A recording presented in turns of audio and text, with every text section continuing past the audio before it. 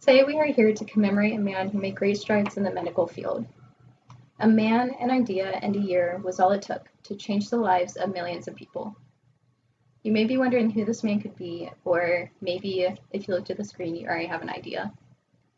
The man that I'm talking about saved the lives of the 422 million people currently living with diabetes. This man is Frederick Banting. If it wasn't for Banting, I wouldn't be standing in front of you today. If it wasn't for his discovery of the life-saving drug insulin, I, along with millions of other people, would not be alive right now. And for this alone, I feel like he deserves to be recognized. Today I'll discuss his inspiration, his discovery of insulin, and his later life. From the beginning of Banting's life, we see examples of service, inspiration, and consideration for others. We see his thirst for a cure and his will to change the world. According to the National Library of Medicine, Banting's inspiration for developing a semi-cure for diabetes began at a young age. Banting was only a teenager when one of his closest friends started losing weight at only 14 years old. She later passed away from diabetes, and Banting was a pallbearer at her funeral. It was this event that began Banting's thirst for a cure.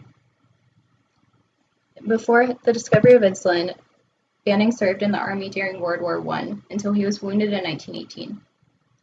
But even though he was wounded, he still persevered and committed his time to helping other wounded soldiers for 16 hours straight until he was told to stop. Even then, we saw examples of Banting's service to others.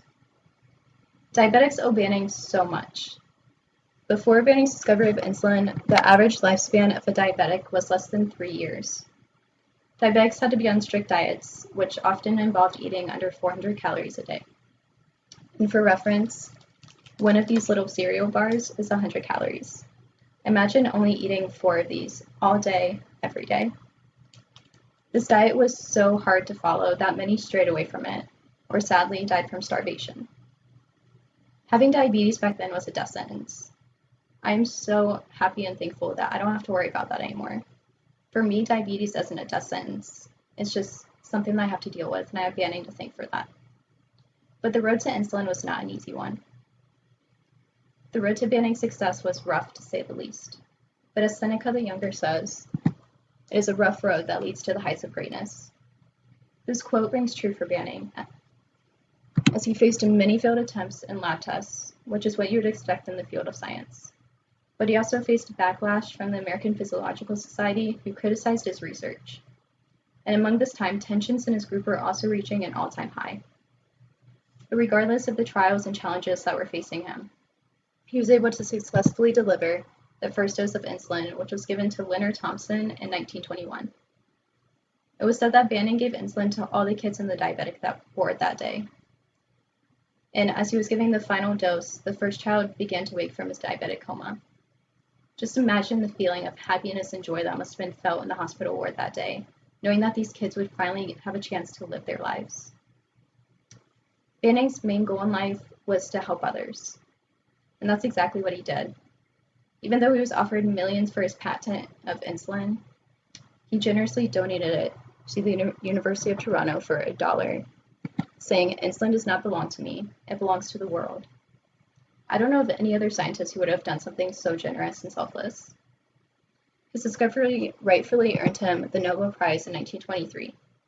Right now, the Nobel Prize's website are these words: "When it came, it was like a miracle. And to this day, it still saves millions of lives. By injecting insulin multiple times a day, people with type 1 diabetes can control their symptoms, and we have Banting to thank for this." Even after Banting's success, he still continued a life of helping and serving others by becoming an honorary consulting physician at the Toronto General Hospital for Sick Children. It was here where he continued his research for cancer and the mechanisms of drowning.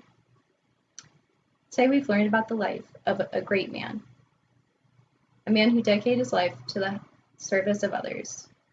We learned about his inspiration, his discovery, and his later life. After hearing all this, I think we can all agree that Banting deserves a lot more credit for the work that he's done. On behalf of every diabetic, I would just like to thank Banting for the way that he's changed our lives.